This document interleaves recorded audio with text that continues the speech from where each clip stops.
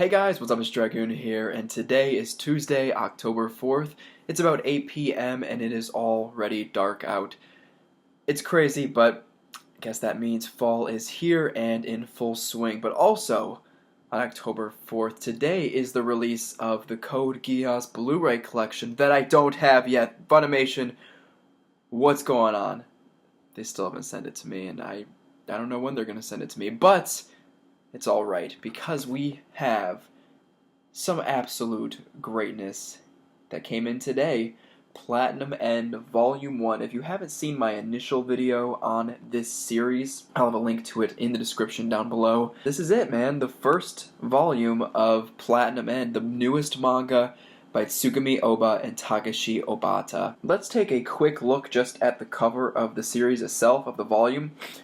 Now, the first thing that struck me, I'm not sure how well, there we go, you guys can sort of see it. It has a holographic cover. Even the back has the hologram, the shatterfoil design, kind of a standard design, but, like, I don't think I've ever seen that done on a manga before. I was so surprised. Like, the last volume of Soul Eater had something special with the lettering. It was, like, metallic or something along those lines. And there's also, like, embossed stuff that you might find every now and again, but this is certainly something different, and I was very pleasantly surprised. Getting right into things, the real question is if the newest series, Platinum End, is a worthy follow-up to Oba and Obata's last work, Bakuman, and of course their smash hit Death Note, which is easily probably one of their most popular series of all time. Now, as you guys also probably know, I am a huge fan of this duo's work, and I have all of Bakuman and all of Death Note, and you can bet, unless this becomes garbage, I will have all of this series as well.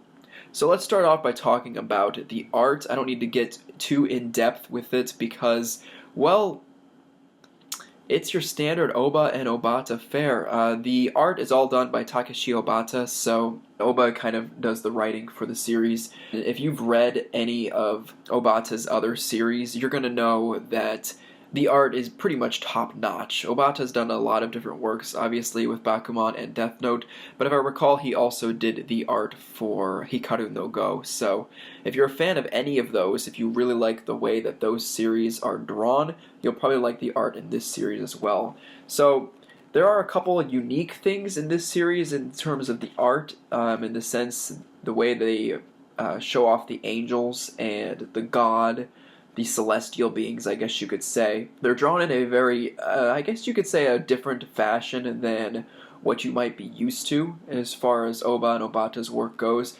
Very still reminiscent of Death Note. So many throwbacks, I guess you could say. If you've read Death Note, you're probably going to get some type of deja vu with this one. So here's a bit of an example here.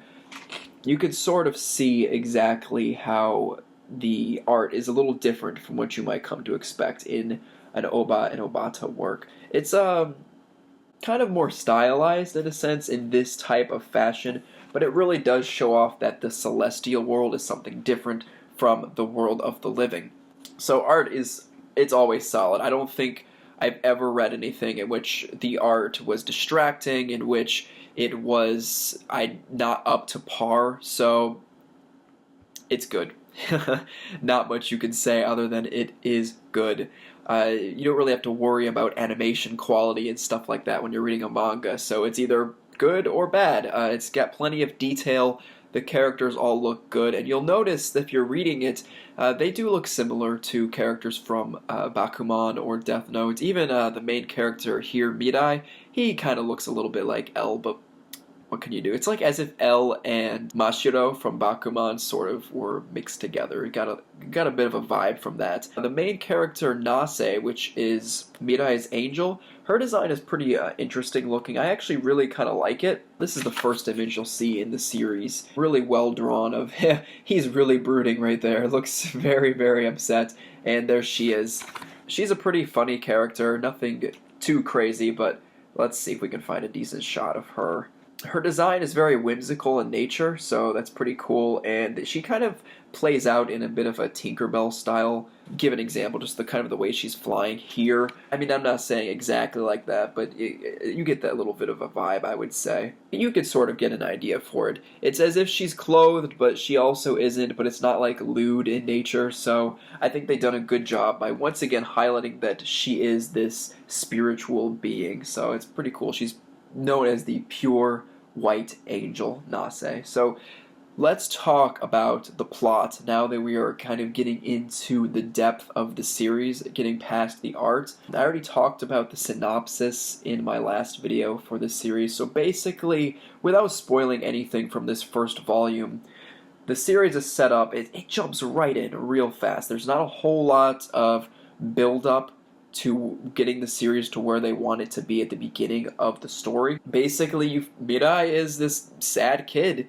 He's not happy. He's in middle school. You don't really know why initially, but he's not happy. He's led a pretty difficult life, but I will say that his difficult life is nothing unique. It sort of gives that Cinderella, Harry Potter style thing. It's your kind of standard, oh, he's been treated poorly by family, etc., etc. The dude jumps off of a rooftop, tries to kill himself at assumingly the age of 13 or so, whatever age you graduate from middle school. He says he's done, and Nase saves him for her own reasons, but she does save him. He thinks he's dead, and she grants him two different types of abilities. He is given the power to fly, he gets wings, angel wings, and he also gets angel arrows. A red arrow, which allows any individual he shoots with it to fall in love with him for a max of 33 days, and he gets a white arrow, which is the instant death arrow, essentially. It's painless death that is used by angels. So basically, that's stuff that you're introduced very early on into the series, and I won't say anything that he really does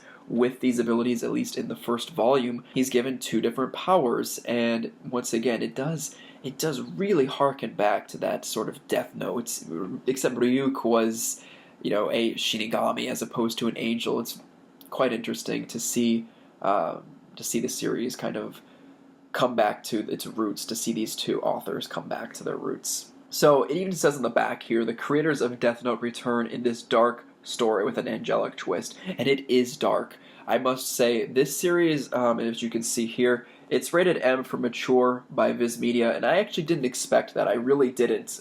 Death Note received, I think, like a teen or teen plus rating, and Bakuman was teen at best. It might have been, all ages, but probably teen. This is certainly more mature. I mean, obviously, like I talked about in my last video, dealing with the idea of suicide, especially at such a young age, you really don't want to put that message into young children's heads. I'd say that there's also some other content which I will not spoil in this particular volume, but you would see it's definitely for a more mature crowd, and I'm actually pretty happy to see that because it's sort of different from what Oba no Bata has done. They're really kind of pushing the boundaries here with the mature rating. With that being said, this is put under the Shonen Jump branding, at least here in the States. I'm not entirely aware if it was actually running in Jump. I'm going to assume not. With this series' content, it's highly unlikely that Jump actually published this in their traditional weekly manga, because even Death Note is questioned. People wondered how Death Note got into Jump with their very specific criteria towards what content can be shown in the series, because Jump at the end of the day is targeted toward a younger demographic. But back to the story. So there are a total of 13 candidates who are given these angel powers. You find out very early on, and basically one of these 13 individuals who also have an angel associated with them, just like Nase is with Mirai, has the potential to become the god of the new world, just like Death Note. Sort of. So we don't know necessarily why Mirai was chosen by Nase. She sort of states at one point in the series that she has to pick someone who's really down on their luck, someone who's really, I guess, on the verge of hopelessness, and that's why she picks him, because he's about to kill himself, so she saves him. They've set up the world. It's standard Japan as far as you can tell, with this celestial side of the story, the side of the world as well. I think the story is interesting enough for sure. It's really tough to say what you can expect from only one volume. I kind of think in order to judge a manga, you need maybe about 2 volumes or so. With an anime, you need a decent handful of episodes, so I think you should give a manga the same amount of time to really simmer and really decide if it's good or not. I will say that as far as the story goes, the writing is good, but I don't know, I wouldn't say it's necessarily great. There are some kind of cheesy lines, and I have a feeling those kind of lines are going to be in the series for a decent duration of it. It's not bad by any means, nor is it extremely distracting, but there were certain moments in which I was kind of thinking to myself that some of it is better than other parts of it. One other thing I thought was quite interesting, it's different in this particular series and genre. This volume itself has a grand total of only 3 chapters, whereas if you're looking at a standard shonen manga, you're going to see a lot of volumes, at least from in my experience, have double the amount of chapters, I should say, in one volume. I think Naruto's first volume has 6 or so, something along those lines. These chapters are longer, so I just thought that was interesting.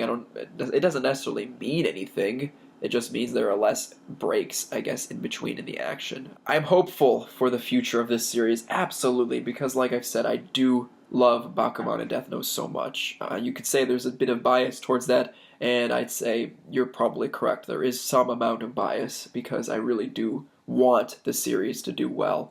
But I'm not going to lie about it. If it's not good, it's not good. That's just the way it is. Sometimes things don't always work out the way you'd like them to be. And if I remember correctly, a fun fact, I think mirai means future in Japanese. If I'm wrong, I'm sorry. I can't remember. I'd have to double check, but I think it does. And that's kind of the way I feel about this. I'm really hopeful for it, and I'm wondering how it's all going to play out. It's going to be quite an interesting tale for sure. As always, if you guys have picked up this volume, please feel free to comment down below. Comment how you feel about the volume. Try to post no spoilers if at all possible. I want these videos to be safe for people who have yet to see them. Obviously, if we are talking about a review for Volume 2, anything from Volume 1 is fair game. But with this one, definitely let me know what you guys have thought about this if you picked up this volume today. So with that, I hope you guys have enjoyed this video. Please, like I said, drop a like and a comment down below. I would appreciate it very much, and I'll catch you guys next time.